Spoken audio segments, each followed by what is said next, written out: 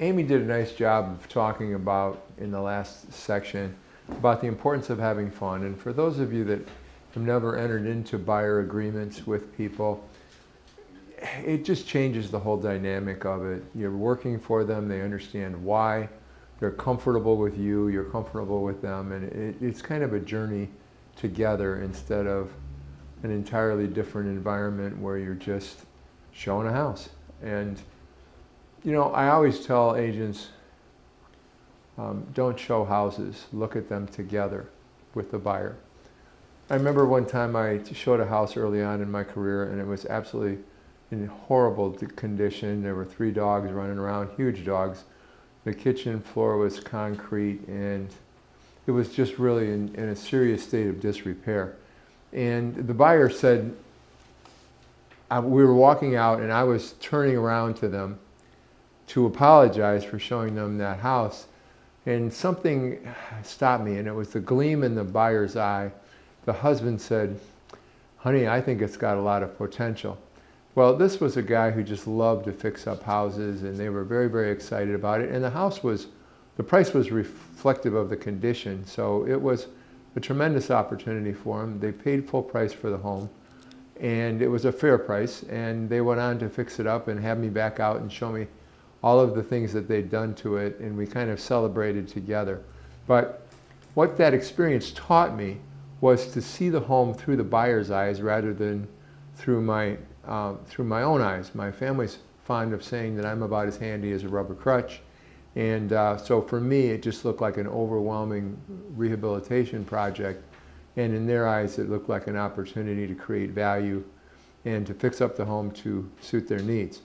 So it was good. It was good that I had that experience very early on, and it worked out well for everybody involved. So just wanted to share that up front. Look at it with their eyes, not yours. So a couple of quick tips about showing houses.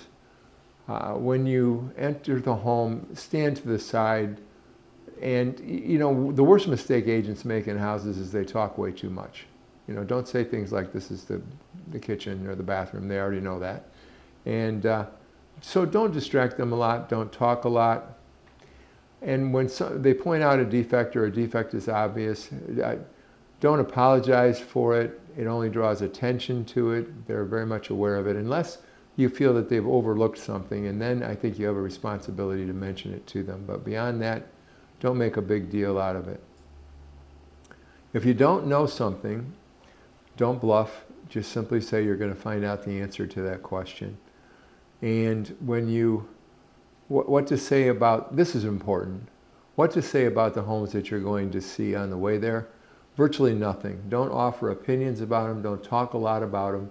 It slows down the discovery process for them, and it kind of interferes with it. The worst thing you can do is tell them how wonderful the house is going to be, because if they don't like it at all, they're probably not going to tell you, and it's going to clog up your communications with them.